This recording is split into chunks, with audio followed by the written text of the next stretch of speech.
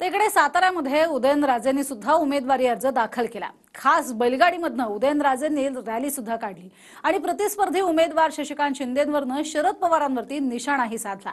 शशिकांत शिंदेंचे घोटाळे दाबण्यासाठी शरद पवार साताऱ्यामध्ये सभा घेणार का, असा सवालही उदयनराजेंनी केलाय।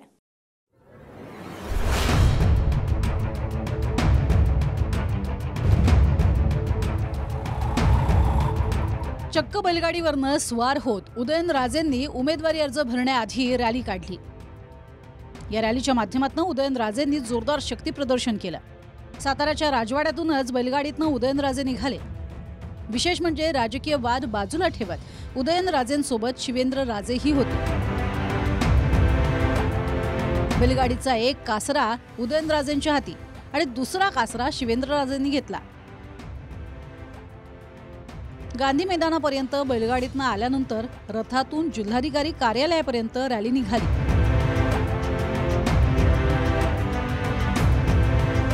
तर पोवई नाक्यापासून मुख्यमंत्री शिंदे आणि उपमुख्यमंत्री देवेंद्र फडणवीस आणि अजित पवारही रॅलीत सहभागी झाले।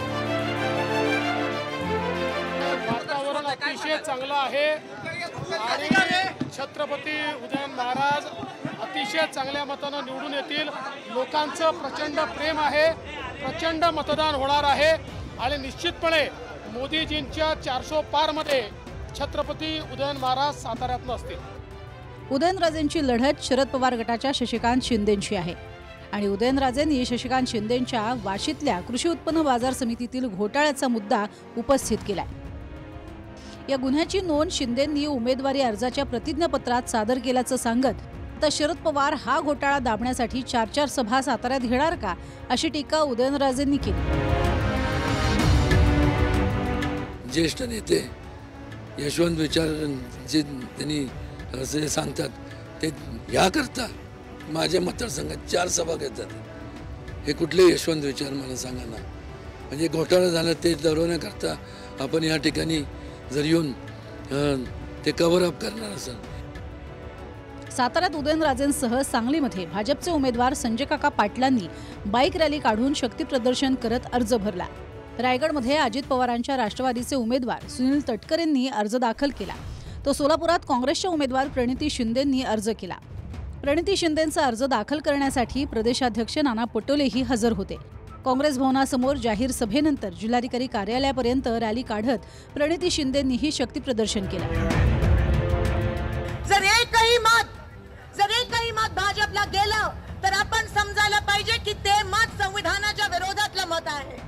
तर आपण समजायला पाहिजे की ते मत आरक्षणाच्या विरोधातलं मत आहे।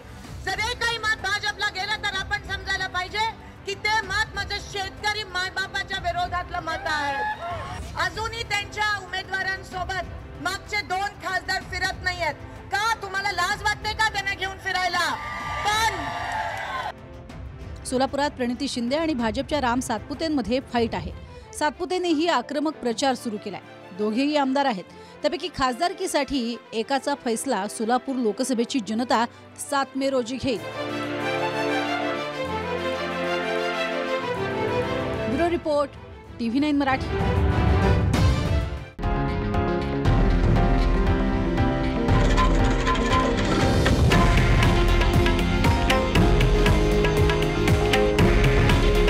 हे आहे देशातील नंबर 1 न्यूज नेटवर्क आणि आपण पाहत आहात TV9 मराठी। काळजी तुमची, हित महाराष्ट्राचं।